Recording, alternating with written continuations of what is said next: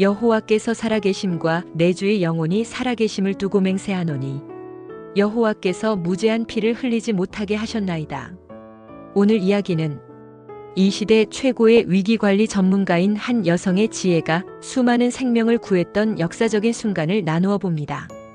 혹시 여러분의 지인이나 직장 상사가 갑자기 대형 사고를 쳤는데 그 수습 비용이 여러분의 목숨이라면 어떨까요? 이때 다윗은 이미 사무엘에게 기름 부음을 받았습니다. 그러나 현실은 어떻습니까? 왕이 되긴커녕 광야에서 도망자 신세입니다. 군대는 있지만 나라가 없으며 기름 부음은 받았지만 왕관은 없습니다. 그런 다윗이 사울 왕에게 쫓겨 광야를 떠돌고 있습니다. 다윗과 그의 부하 600명은 광야의 척박함 속에서 나발의 양떼와 목자들에게 보호벽이 되어 주었습니다. 강도와 약탈이 끊이지 않던 때 다윗의 군사들은 나발의 재산을 털끝 하나 건드리지 않고 묵묵히 지켜냈습니다. 광야에서 그들은 목자들을 지켜주었고 보이지 않는 울타리가 되어 양떼를 보호했습니다. 바로 이때 거대한 부자 나발과 그의 아내 아비가일이 등장합니다. 나발은 재산은 풍족했으나 마음은 인색하고 완고한 사람. 하지만 그의 아내 아비가일, 성경은 그녀를 총명하고 용모가 아름다운 여인이라 묘사합니다. 그리고 더 중요한 건 그녀의 판단력입니다. 이 극과 극의 부부가 한 지붕 아래 살고 있습니다. 드디어 양털을 깎는 축제의 시기가 왔습니다. 이스라엘에서 가장 풍요롭고 기쁨이 넘치는 때였죠. 다윗은 자신이 베푼 선의에 대한 보답을 기대하며 젊은 부하 10명을 나발에게 보냈습니다. 존경하는 나발님, 당신의 목자들은 저희와 함께 지내는 동안 아무 손해도 입지 않았습니다. 왕께서 당신을 위해 복 주시기를 원합니다. 오늘 같은 좋은 날 저희에게 은혜를 베푸시길 바랍니다. 다윗이 이 부자 나발에게 정중하게 식량을 요청했습니다. 그런데 나발의 대답은 다윗이 누구며 이새의 아들이 누구냐? 요즘 주인 버리고 도망치는 종이 얼마나 많은데 내가 왜 내 떡과 물 그리고 내 귀한 고기를 어디서 왔는지도 모르는 놈들에게 주어야 하느냐? 그는 다윗을 떠도는 종쯤으로 여겼고 정중한 요청을 가장 심한 모욕으로 되갚았습니다. 젊은 부하들은 수치심과 분노에 떨며 빈손으로 돌아올 수밖에 없었습니다. 이 모욕적인 보고를 들은 다윗은 끓어오르는 격분을 참을 수 없었습니다. 다윗이 처한 절박하고 취약한 상황을 상징합니다. 다윗의 분노는 단순한 모욕이 아닌 생존과 직결된 문제였습니다. 그리고 다윗의 반응은요? 즉각적입니다. 각기 칼을 차라. 여러분, 골리앗 앞에서는 담대하던 다윗이 말 한마디에 흔들립니다. 왜냐하면 의로운 분노가 아니라 상처받은 자존심의 분노였기 때문입니다. 다윗은 400명의 부하와 함께 피해 복수를 맹세하며 갈멜로 향했습니다. 그날 밤이 지나기 전 나발의 집안 남자 중 단 한 명도 남기지 않겠다는 무서운 맹세를 했습니다. 이스라엘의 장래 왕이 될 영웅이 어리석은 한 남자의 모욕으로 인해 피해 사륙자가 될 절체절명의 순간입니다. 이때 급히 하인이 달려가 말합니다. 여주인님, 큰일 났습니다. 다윗이 칼을 차고 내려옵니다. 다윗의 사람들은 우리에게 선을 베풀었고 우리는 아무것도 잃지 않았습니다. 그러나 주인은 그 선을 모욕으로 되갚았습니다. 이제 화가 우리 집에 임하게 되었습니다. 아비가일은 남편에게 묻지 않습니다. 토론도 안 합니다.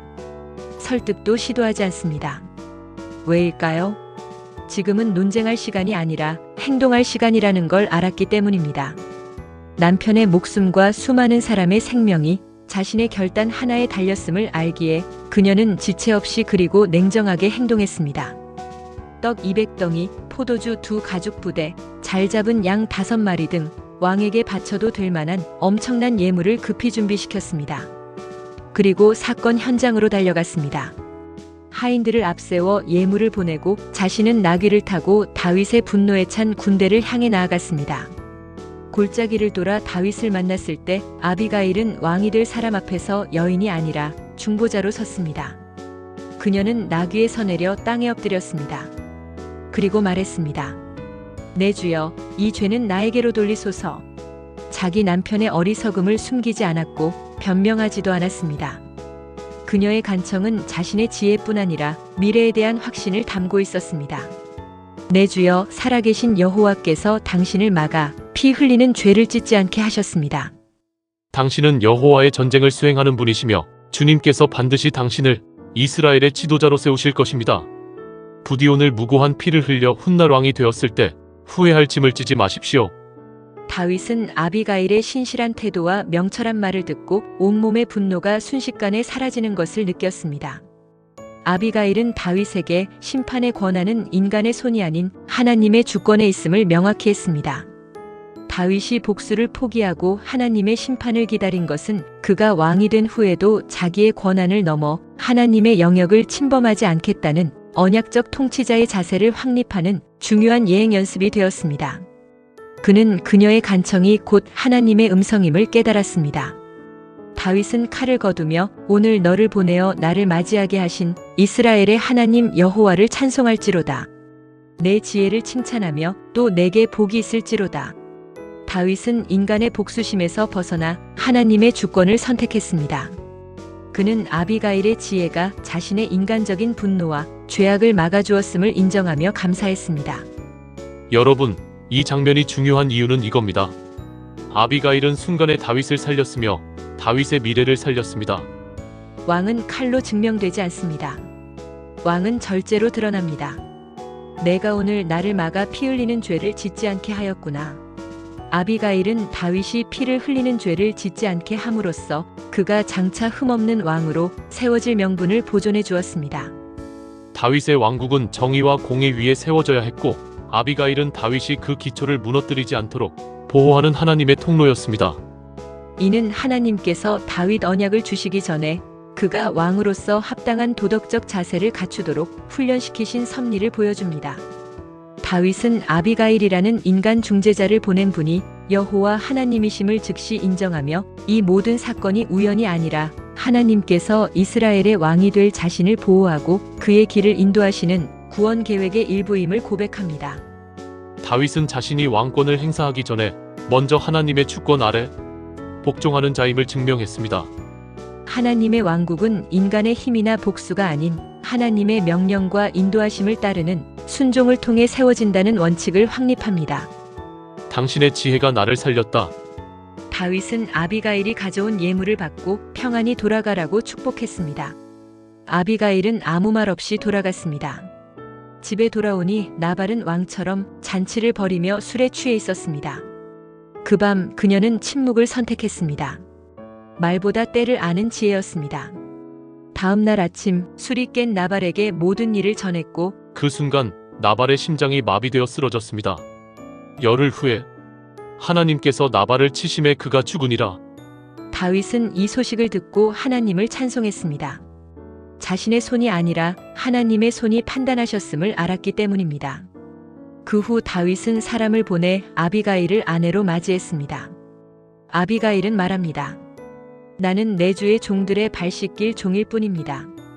그렇게 그녀는 다윗의 아내가 되어 그의 아들 길르압을 낳았으며 언약의 역사가 이루어지는 왕실의 일원이 되었습니다. 그녀의 총명함과 용기 그리고 겸손한 태도가 다윗을 피해 복수에서 건져냈고 다윗 왕국의 도덕적 순결을 지켜냈습니다. 이후 성경은 그녀를 많이 말하지 않습니다.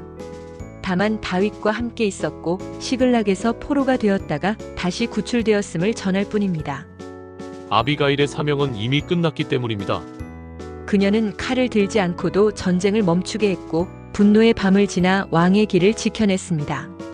단 하루의 짧은 선택이었지만 이 시대 최고의 위기관리 전문가라 할 수 있는 한 여성의 지혜는 수많은 생명을 구했습니다. 그리고 그 선택은 다윗의 인생 전체를 바꾸어 놓았습니다.